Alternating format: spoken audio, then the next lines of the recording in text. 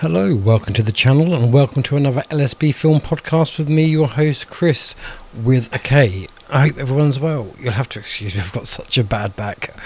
The pain. Now, before we get started, if you're concerned about the safety of your family, your children or your local community, then this conversation is one that you won't want to miss. Crime, antisocial behaviour and concerns about personal safety are all becoming common concerns here in England, Scotland, Wales and Ireland. So what happens when communities decide to look out for one another? Today my guest is Gunnar, who joins me in the studio. And Rob is the creator of SentiCom, a new community-based platform designed to connect neighbours, provide emergency SOS alerts and help build stronger, safer communities. We'll be looking at how the app works, why it was created and the technology behind it, and whether community-led solutions can play an important role keeping people safe. So, let's get into it. Are you concerned about all this corruption being rebranded as conspiracy theory? Well, don't you worry. Sit back and relax and join in the conversation with today's guest. Welcome to another LSB Film Productions podcast with your host, Chris Brooks. So yes, it's a pleasure to have you here, Rob. Welcome to the show.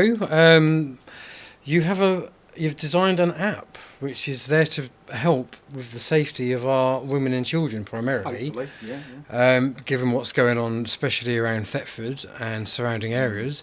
So without further ado, let's have a listen to what this app's about. Thank you for having me on, Chris. My pleasure. Appreciate what you do for Thetford as well, and thank the you. wider community. You know, I've sort of been into technology a lot of my life. Done contracts for NHS, Cambridge University in the past. Got up to Cisco networking, CCNA level of networking. Then I was ranked third on Try Hack Me for a couple of years, which is a hacking platform. So yeah, I've got a few skills. And with what's going on, I've got grandchildren and that now. It's worrying. It's worrying times. So it is scary. It's not just about, you know, what's happening around Thetford in various areas. You know, it's old people on their own, feeling more isolated. Communities are getting more split than they used to be.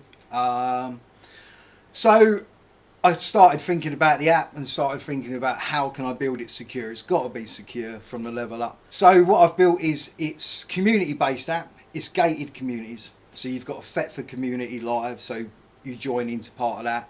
You could have a Watton community, a Norwich community, and they're all gated, they're separate, they're all secure. When you join, you go onto the app. It's a PWA app, so it works like an app, but it's actually a website. Okay. That way then, when I push out updates or bug fixes or anything else, and our data's not going through third party, iOS and Android apps and everything. So we keep it secure. Then if I do bug fixes, updates, they get pushed out to every device then automatically. Being a security app, we need it to be secure. Yeah. There's no point saying, you know, it's built for safety and security. We're going to let Apple and all these people get access to it. So it's built from security up. So the first layer is when you go to join, you need an invite code. It's an 8-digit code. That's generated by someone who's already a member inside. And they generate that code from their profile.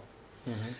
Once they give you that code, it shows who gave you that code. So if you signed up with Fred's code, it would show you that Fred invited you. He's give you his invite code. You can change them invite codes inside your profile. You can rotate them as many times as you want. So they get that code. They then enter that code, which ties them to you. The next screen, it just asks them to pick a username. They can pick whatever they want. They then put in their real name and they put in their street address. Don't have to put a house number, just a street address. That then file is heavily encrypted. The only people who can see that is the community admin. They see that Fred wants to join, so these are his details. They can then see who's given that code and they can ask that person if they vouch for them, they verify. Mm-hmm. They can ask the other admins, because each community really ideally is tailored towards have 3 admins. That way then hopefully it solves any infighting, any admins saying, oh, you know, that person done a fake report last week. So what the app really is you generate reports. People can generate reports on the map. So they can go to the map and they can say, you know, my car window was broken into last night, more bits and pieces. It then shows on the map, it builds up a heat map of any incidents and that around the area. People can respond to them incidents if they are respondable. You know, if someone says, oh, I've just broken down here. I'm a female or an old person on my own. Can someone help me? Someone can click, yeah, I'll respond. You're only around the corner. Might come change the tyre, help them change the tyre, whatever. It's building up a community safety net. Then also you have an SOS button. Now the SOS button, when they press that, it sends alert, push notifications onto the phone, plus a backup email in case someone's in the area that's not a very good signal. That then pushes out to the 10 closest people, sends them push notification, tells them where that person is, they can respond to that. When they respond, the person who sent that SOS can look on the map and they can see help in real time coming towards them, so they know someone's coming to help them. Then hopefully, you know, like, if there's an old lady, she feels that, you know, she's hearing people round the back, feels that she may be getting broken into. It's not a vigilante app. I want to try and build it as a community safety net. So 5 or 6 people will turn up to that old lady's house or old man's house. Couple stand in the front garden, couple in the back garden, round the back gate. Whoever's there or whoever was, you know, patrolling will hopefully disappear. You know, so it's about hopefully preventing crimes, helping, you know. We state that obviously you've always got to phone the police, or if you're in real danger, dial 999 first. 999 is on the SOS page. You'll see that it's the top button above the SOS. Press that dials 999 straight away from. The app is designed for over 18s because you've got to be an adult really to deal with like reports and responses and stuff like that. You need to be deemed an adult. But children can sign up, but they're gated to their parent. So their parent signs up into the app. They go into their profile. They add a child. It generates a teen code and a child's code, same as like a neighbour code. They give that code them, they put that code in. They don't have to pick no username, nothing. They get that bypasses that stage. They get certified really by the adult, their parent. So they're gated to the parent. They can't access the map. They can't access chat area. They can't access profile. All they can access is the SOS button. So if they're in trouble, they can hold the SOS and that will send out to the 10 closest, plus also their parent or whoever's there. Whether their parent's in Scotland and they're in Norwich, their parent will still get them reports. Do the people responding, will they know whether that's a child or will that just come under the parent? It will show whether it's a child or whether it's an adult. Yeah, because people I would say were more likely to respond knowing that. When it comes up the SOS, general it'd just be the SOS and tell you the street is and whoever's raised the alert. If it's a child, it will come up and it will tell you this is a teen account and it will tell you their parent's name. Okay. With links as well. No, so good. then that obviously shows whoever's responding that they know that the parent's there. You know, hopefully, I mean, with the SOS, if a teen feels that they're in trouble, they press that, their parents getting the notification. Their parents will hopefully then try and ring the child, try and get hold of them, see what's wrong, while other people have said, yeah, you know, we're attending, see if we can help. It's about help, you know, walking that child home. It's just providing that just a little bit of extra security. Safe, yeah. It's like you say, it's not a fail safe. No, it's not a guaranteed thing, but it's just not something. Guaranteed people are gonna respond, but it's probably more guaranteed than 111 though. Yes. You know, I'm not knocking the public services, but you see they're shit. Yes. I'm knocking for you, mate. Put it bluntly, they are. Yeah. A lot of times I feel we're on our own now, you know, and I don't want to promote all this two-tier and stuff, but I think we're living in quite bad times and we are facing a two-tier justice system. We are. But I also think that I'm starting to see snippets on social media where the ones who you would assume would be let off are actually being dealt with as opposed to... So I think a lot of the trouble... We should all be the same. Because I do think in some instances, not all, in some instances, the police do the right thing. The judicial system lets them down. Because they're corrupt as... Yeah. So it's multi-layered. Oh yeah, it stems right away from the top, doesn't it? It does. So there's corrupt everywhere. And this is why I really thought hard about the best way to build the app. So, you know, there's no corruption. It's there for the good of the community, especially small communities like Brandon or Barnum now. Yeah. Barnum could set up their own little community. If someone there wants to be the admin barman and get in contact with me, we can go out and see them. We can get the app set up there, their community set up there, and they know that that notifications only goes out to the community. You know, someone said to me, why, we have social media, we have so many apps and so many messaging apps. And it comes down to these social networking apps, yeah, they work, but they're too noisy. If you've got an emergency or something going on, there's a lot of noise, there's a lot of, messages coming in, especially some of these community forums, like the Thetford forum and stuff like that, and some of these WhatsApp groups and stuff I know people create, which are great, but in these sort of circumstances, if there's an emergency or someone's in trouble or someone's feeling they're being followed, there's going to be too much noise in that group, regardless of what's going on, to cope with, with that alert or that report. So this way, you put the app on there, you become a member of your community. You don't have to log in all the time. You can log in every couple of days. Like, if you're in the area, you get an SOS report. You don't even have to respond to it. We're asking, if you do respond, don't go there and beat them up and get yourself in trouble. It's about, seeing people visible. It's a safety net. Being a deterrent. Yeah, definitely. Doing what the police should be doing. Yeah. But I failing. mean, in Thetford, I don't even think we have a full-time police station now, do we? Or do we? No, I mean, I don't know. The last I heard, we had to go to the library if you wanted to report something. Yeah, I heard that. I know Zach has to go there like Monday, Wednesday and Friday, To the library? No, to the police station. Right, okay. Because he's been banned from the town centre, hasn't he? Now, before we get back into our show, a quick word from our sponsors. If you've ever had that unexpected knock at the door from police, a visit from bailiffs, or received a legal threat without warning, you'll know just how quickly confusion and fear can set in, and that's where Willoughby Genius Mark II comes in. Built on more than 750,000 legal entries and across 50 plus countries, it provides immediate legal guidance when you need answers fast. No waiting for appointments, no eye-watering hourly fees. Just direct access to the relevant legal information right when you need it. It helps to verify information, explains your options, guides you through legal situations with clarity and precision. Legal technology is evolving rapidly, and those who understand it will be better equipped. Now, before we jump back into the show, click in the link below, use LSB Pro for £5 off of your first month's premium. Right, let's get back into it. But if you get arrested, don't you have to go to Bury St Edmunds now? Custody. They probably book you there, don't they? That's what I mean. Yeah. I don't think we have a Which is weird because that's Suffolk.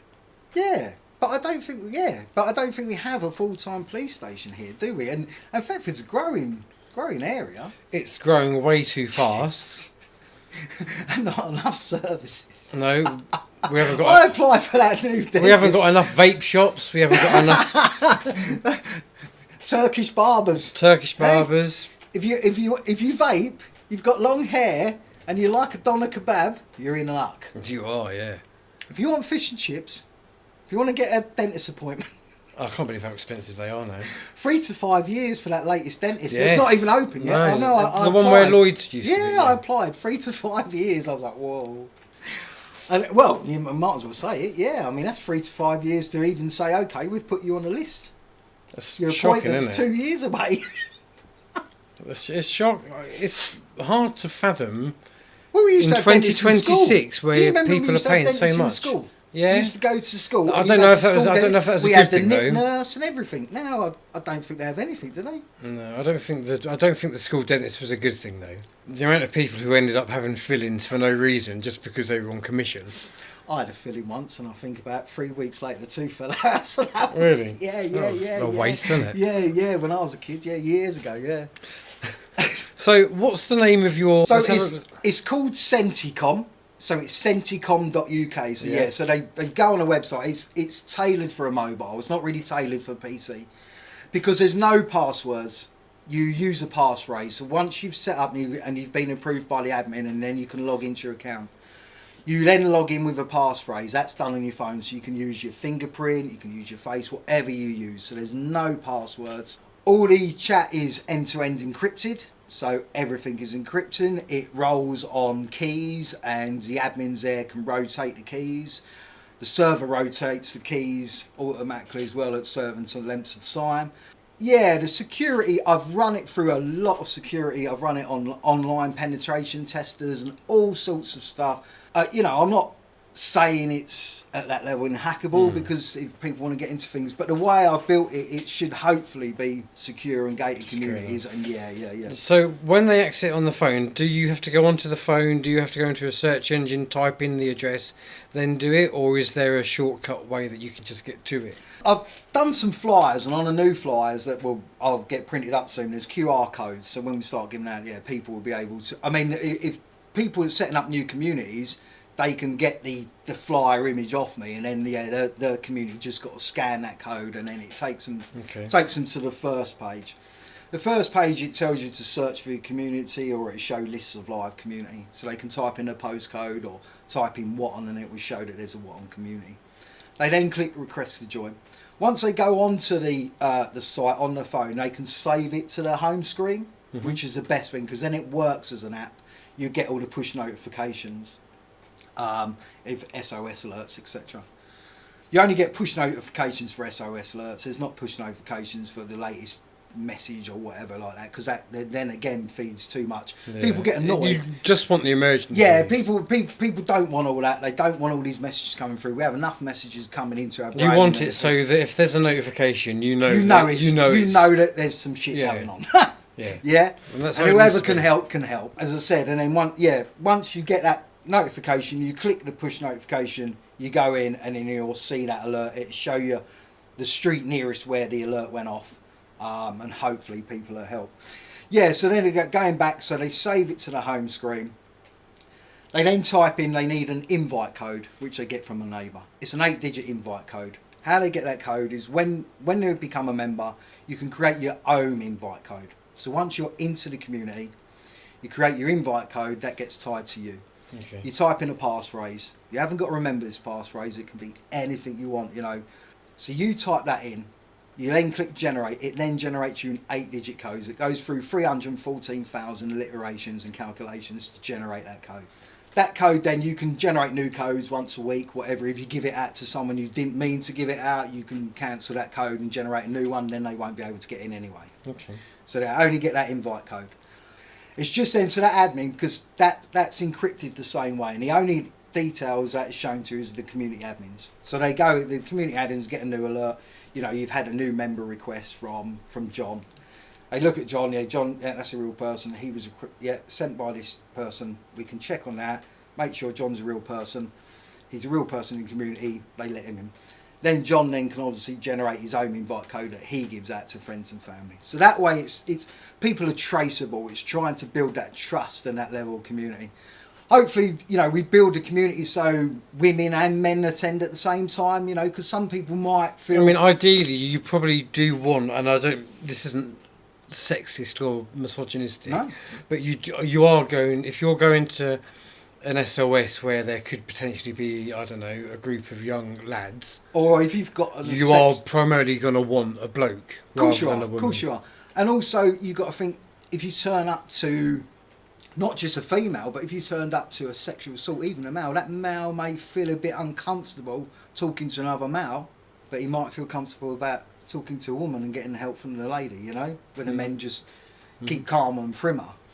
So this is where the name comes from. It's called SentiCom. So Senti stands for that first sentinel, we're putting a perimeter around our community, and the com then stands for community. So it's community wall, really. That's what we want to do. And when communities join, so like when Watton joins, I then look at Watton and I put in the longitude and the latitude coordinates for that thing, and then it builds that gate on the map. So no reports go outside of that gate. At the moment, it's tied, as I said, you can only be in one community. So if you're in the Thetford community, you can only be in the Thetford community. That then keeps the people in that community so they know where they are, keeps them safe.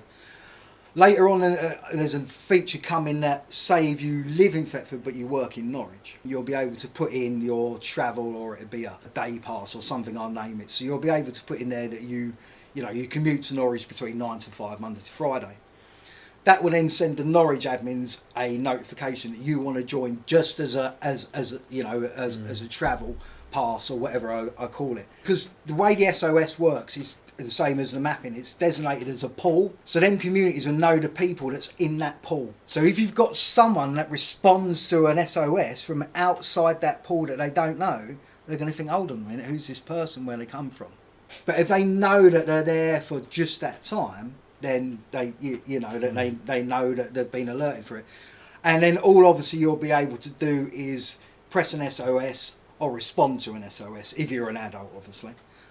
You won't be able to access his Norwich's chat or anything else, any of their reports or maps. You just purely, if you need it, you've got an SOS button in Norwich. Well, I hope it takes off. I think it's a really good idea, and I think it's a much needed idea. Thank you. In today's climate, which is a shame. It's free, and it always will be that's free, because good. it's as I said to my other half, I've done IT for a long time, and in the past I've built software and sites and things, and obviously contracts, you get paid, it's financial. This is for people's safety. Yeah. And if this app can save one person, then absolutely, that's what it's worth. Well, thank you very much, mate. I wish you all the very best. Cheers I for shall having me leave. You're absolutely welcome. I'll leave a link for everything that needs a link, and in the video description. And good luck with it. I hope everyone watching's gonna check it out, and let's keep our kids safe. Yeah, all right, definitely. See you on the next video. Cheers, Bye. mate. Thank you. Bye.